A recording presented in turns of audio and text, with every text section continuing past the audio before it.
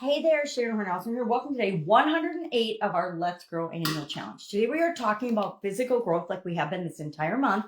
We're talking about physical growth and the impact of our environment, the environments that we find ourselves in, and the results that has or what impact that has on the different physical areas and aspects of our life. I'm going to talk about 7 or 8 of them. And then our action item today is to share in the comments below which of these or another factor that you thought of and can think of, because I don't think of everything and research everything. There's so many different possibilities. Share in the comments below the one area of environment that you think is impacting you the most with respect to physical growth. Maybe it's the people you're around, your social environment. Maybe it's nutrition, air quality, access to health care. Maybe it's physical activity, safety, or security. Access to clean water and sanitation. Some parts of the world don't have that. Social support networks, your social environment, your friends group, your work associates, your work environment, your culture at work, etc.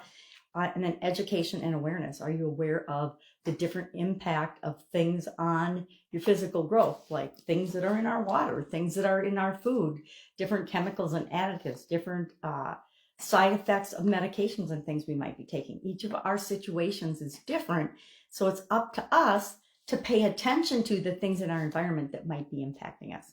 So let's talk a little bit more about a couple of these. And then again, our action item is to say, okay, a lot of us, I personally never gave much thought to my environment and the environmental factors on my health, well-being, my physical beingness. I just never gave it much thought. I would try to improve my environment, for example, my home and the products and services and things that I used in my home with respect to chemicals and the kids. But overall, I guess my environment has always been sort of an afterthought, and I didn't realize what a huge impactor it is on me and also on everybody else, right? What we surround ourselves with, what we're exposed to, what we listen to, what we watch, what we believe, what we read, what we think, who we listen to, all is part of our environment and has an impact on all the different areas and aspects of our life, but physical well-being and health and well-being as well. So here's the list of 8 that I came up with and researched. And again, there's probably many, many more possibilities. These are just categories of possible things to think about today as you're considering your environment and the impact it has on you physically. Nutrition, of course, what we eat, we just talked about that yesterday. What we put into our bodies is really fuel, and so we have to pick and choose what it is that we're going to consume in order to have physical well-being, vitality, growth, energy, etc. Air quality. If we're not breathing clean air, our respiratory system is what makes everything work. And if we don't have access to our aren't breathing clean air, that can cause challenges with our health, our well-being. It can cause respiratory problems, especially in children. But, if there's polluted air where you live, it can cause damage to all different types of people. Think about people that grew up by the coal mines, etc. Access to health care. There are parts of the world and places and people that don't have access to health care. It might be due to finances. It might be due to lack of insurance. It might be due to lack of availability in their geographic area, etc. But healthcare has a huge impact and access to it on our physical well-being. Physical activity. Do you live in a safe and accessible area to be physically active? I used to live half a mile away from a beautiful state park in Wisconsin. So I always had access to an amazing place to go do things.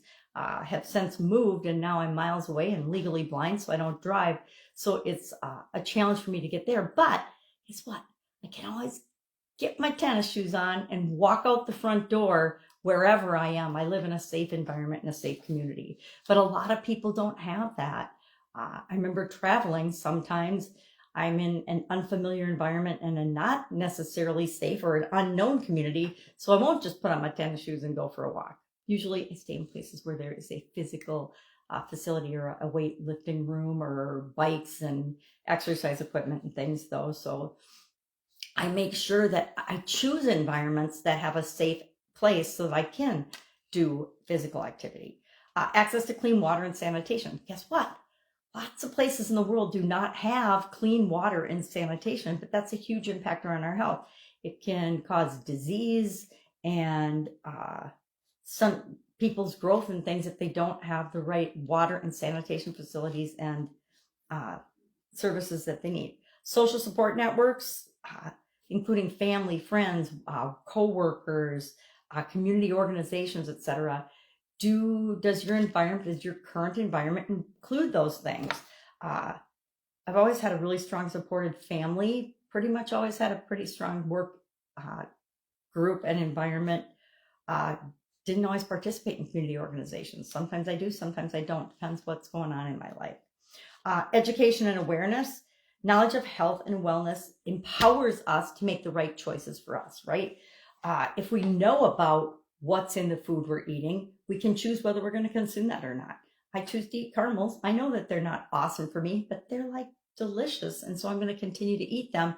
I'm not going to eat them in mass, but I'm going to continue to consume them, knowing that they're not probably contributing to my nutrition, but they are contributing to my emotional and mental well-being.